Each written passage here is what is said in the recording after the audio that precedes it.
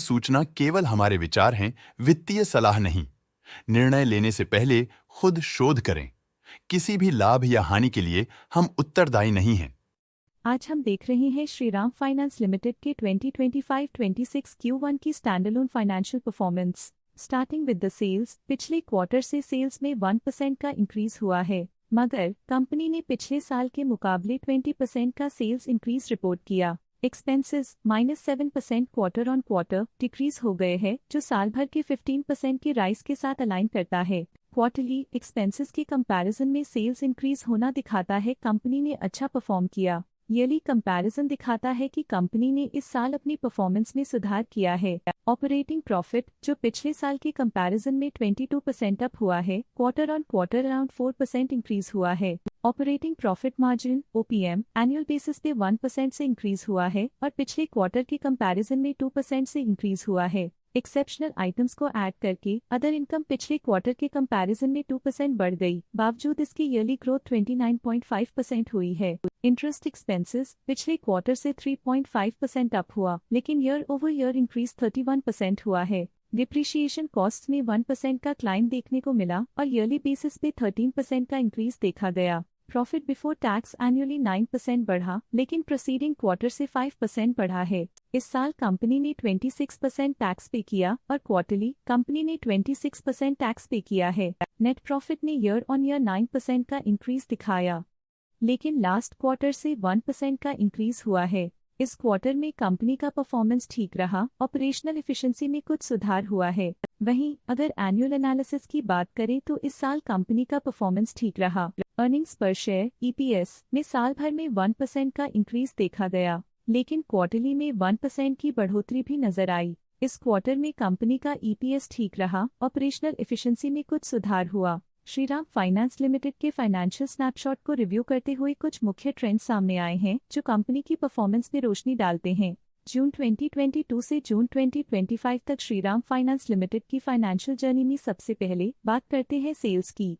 इस साल सेल्स में 25.5% की वृद्धि हुई है और पिछले 4 सालों में 132.5% की वृद्धि हुई है, जो एक निरंतर अपवर्ड ट्रेंड को दर्शाता है। पिछले 3 साल से सेल्स लगातार बढ़ती जा रही है, जो मार्केट एक्सपेंशन और कंज्यूमर डिमांड में वृद्धि को दर्शाता है। अब बात करते हैं एक्सपेंसेस की। इस साल एक्सपेंसेस -33% घट गए हैं, लेकिन 4 सालों में 12% का इजाफा हुआ है। इस साल सेल्स में एक्सपेंसेस के मुकाबले ज्यादा वृद्धि हुई है, जो अच्छी प्रॉफिटेबिलिटी को दर्शाता है। ऑपरेटिंग प्रॉफिट का सफर स्टेडली ऊपर चल रहा है, इस साल लगभग 5 गुना की बढ़ोतरी के साथ, और पिछले 4 सालों में लगभग 4.5 गुना का नोटिसेबल राइज हुआ है। पिछले साल की गिरावट के बाद इस साल ऑपरेटिंग प्रॉफिट में सुधार हुआ है, जो ऑपरेशंस में सफल पलटाव को दर्शाता है। इस साल नेट प्रॉफिट में -43% की गिरावट हुई, लेकिन पिछले 4 सालों में 22.5% की बढ़ोतरी हुई है, जो कंपनी की मजबूती दिखाता है। इस साल नेट प्रॉफिट में आई कमी के बावजूद पिछले सालों में हुई पॉजिटिव वृद्धि एक अस्थायी मार्केट एडजस्टमेंट को दर्शाता है।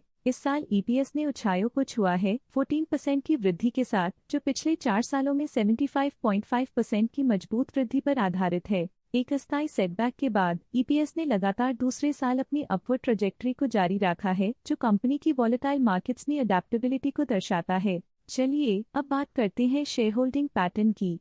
शेयर होल्डिंग रिपोर्ट्स कुछ इस प्रकार की हैं, जो के तक चलता है। ये रिपोर्ट कंपनी के शेयर्स की डिटेल्ड जानकारी देता है, जिसमें promoters, promoter groups, foreign investors, public investors और सरकारी एंटिटीज शामिल हैं। जब कंपनी के शेयर्स का अधिकतम हिस्सा प्रमोटर्स, FII, DII या गवर्नमेंट के पास होता है, तब ये माना जाता है कि कंपनी मजबूत हाथों में है, जो स्थिरता और मजबूत समर्थन को दर्शाता है और इस मार्केट की स्थिरता बनी रहती है।